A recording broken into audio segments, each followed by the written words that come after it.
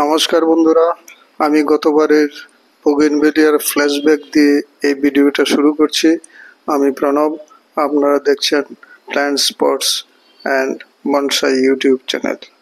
এই সেপ্টেম্বর মাসে আমি আমার বোগেনভেলিয়াতে ভালো ফুল পাওয়ার জন্য কি কি কাজ করছি এই নিয়ে আজকের ভিডিও। তো এটা একটা যারা বোগেনভেলিয়া চাষ করেন তাদের জন্য একটা জেন্টেল রিমাইন্ডার, এই সেপ্টেম্বর মাসেই এই কাজগুলি আপনারা করে ফেলবেন, তাহলে সিজনে ভালো ফুল পাবেন। আমি প্রথমেই দুটো গাছের আজকে এখানে যে ভিডিওতে দেখাবো আমি কি করছি, কিভাবে যত্ন করছি। প্রথমে আমি গাছের যে আকার অনুযায়ী এবং এর উচ্চতা এবং আপনি গাছটাকে কি স্টাইলে রাখবেন সেই অনুযায়ী গাছটাকে প্রথমেই প্রুনিং করে নেবেন। আপনি মাঝারি থেকে হার্ড প্রুনিংও করতে পারেন। এই সময় আপনার গাছের উচ্চতা এবং আকারের উপর নির্ভর করবে। তারপরে আমি এই টপ সয়েলটাকে ভালোভাবে খুশিয়ে নিচ্ছি, কারণ এই সময় প্রচুর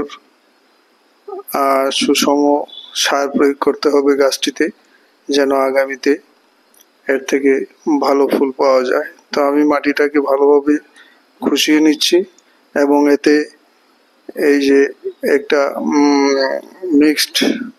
মিশ্র জৈব সার ব্যবহার করছি।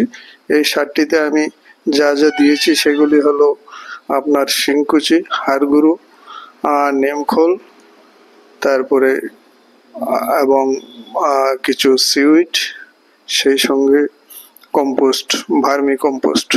আমি 1 মুঠো করে সবগুলি নিয়েছি এবং ভার্মি কম্পোস্ট একটা গাছের জন্য প্রায় 4-5 মুঠো নিয়েছি।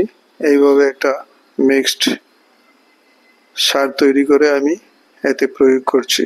আপনারা ইচ্ছা করলে যে কোনো পছন্দ অনুযায়ী ব্যালেন্স সার প্রয়োগ করতে পারেন, তবে আমি জৈব সার প্রয়োগ করছি। এগুলি স্লো রিলিজিং ফার্টিলাইজার, এগুলি আস্তে আস্তে 3 সপ্তাহ 4 সপ্তাহ পরে এগুলি গাছ গ্রহণ করতে শুরু করবে।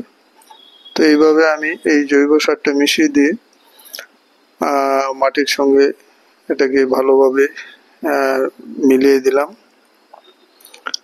এখন আমি এতে 1 মগ জল ঢেলে দিলাম। সার প্রয়োগ করার পরপরই গাছে জল প্রয়োগ করা প্রয়োজন। আর বোগেনভেলিয়া গাছে রোগ পোকার আক্রমণ খুব একটা দেখা যায় না। আমার কয়েক বছরের অভিজ্ঞতাতে আমি কখনো দেখিনি কোনো আমার গাছে রোগ পোকা আক্রমণ করতে। যাই হোক, মাঝে মাঝে যে কোনো কীটনাশক স্প্রে করা যেতে পারে।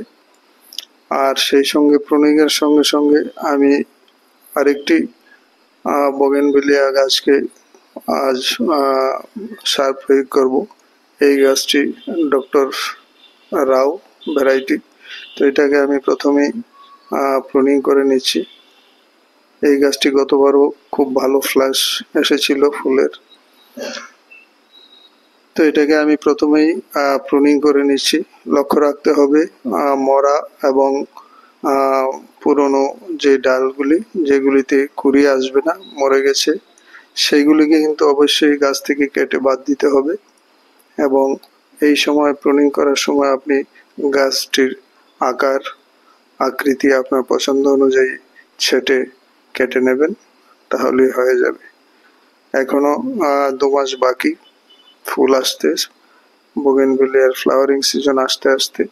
তো গাছগুলি যে ধরনের প্রুনিং করেন সেগুলি আবার আপনার ইচ্ছা অনুযায়ী শেপে চলে আসবে। তো আমি এই গাছটিকে প্রথমেই প্রুনিং করে নিচ্ছি। গাছটি আমার 12 ইঞ্চি একটি গামলাতে রয়েছে। তো এটাকে আমার রিপোর্টিং করার প্রয়োজন নেই, এতে মাত্র 2 বছর যাবত এখানে এই পটে আছে, কাজেই এখন এর রিপোর্টিং এর প্রয়োজন নেই।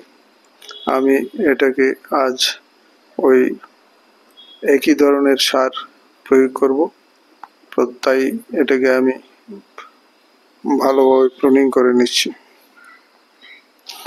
তো আজকের আমার এই ভিডিওটা প্রকৃতপক্ষে যেসব বন্ধুরা বাগান বিলাস বা বোগেনভেলিয়া চাষ করেন তাদের জন্য একটা জেন্টাল রিমাইন্ডার, এই মাসে বোগেনভেলিয়ার পরিচর্যাটা করে নিন।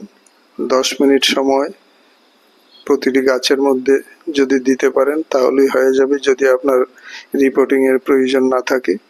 এভাবে প্রুনিং করে মাটি আলগা করে দিয়ে একটা মিক্সড জৈব সার প্রয়োগ করে দিন,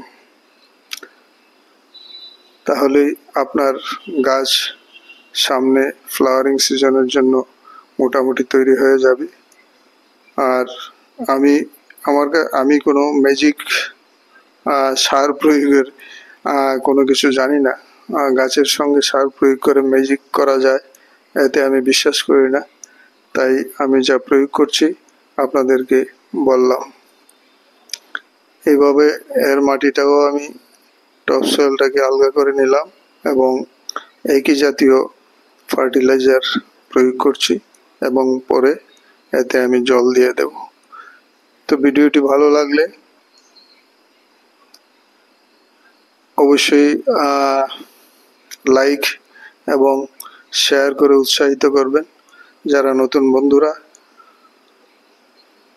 চ্যানেলটিকে সাবস্ক্রাইব করে দেবেন, বেল আইকনটি চেপে দেবেন, তাহলে নতুন নতুন ভিডিওর নোটিফিকেশন সবার আগে পেয়ে যাবেন। তো আমি এই গাছটিতেও আমার সেই মিক্সড জৈব সার দিয়ে মাটির সঙ্গে ভালোভাবে মিশিয়ে দিচ্ছি এবং জল দিয়ে দেব। পরবর্তী সময় আপনারা মাঝে মাঝে এতে এনপিকে ব্যবহার করতে পারেন, অথবা সপ্তাহে একবার সিউইডের দানাও আপনারা এতে প্রয়োগ করতে পারেন, এতে গাছের বৃদ্ধি ভালো হবে। আপনারা যারা করেন বোগেনভেলিয়া চাষ সবাই জানেন, বোগেনভেলিয়া রৌদ্র খুব ভালোবাসে এবং রুট বাউন্ড হলেও অসুবিধা নেই, রুট বাউন্ডও পছন্দ করে। তাই গাছগুলিকে এখন আগামী 1-2 মাস একদম খোলা জায়গাতে রাখবেন। বৃষ্টির জল পেলে ক্ষতি নেই, সারাদিন রৌদ্র লাগলেও ক্ষতি নেই। প্রয়োজন অনুযায়ী জল দিয়ে দেবেন এবং পাত্র থেকে জল নিষ্কাশনী ব্যবস্থা যেন ভালো থাকে সেদিকে লক্ষ্য রাখবেন। এই কয়েকটি জিনিস মাথায় রাখলেই এই সেপ্টেম্বর মাসে আপনার বোগেনভেলিয়ার পরিচর্যা খুব ভালোভাবে হয়ে যাবে। সবাই ভালো থাকবেন। নমস্কার।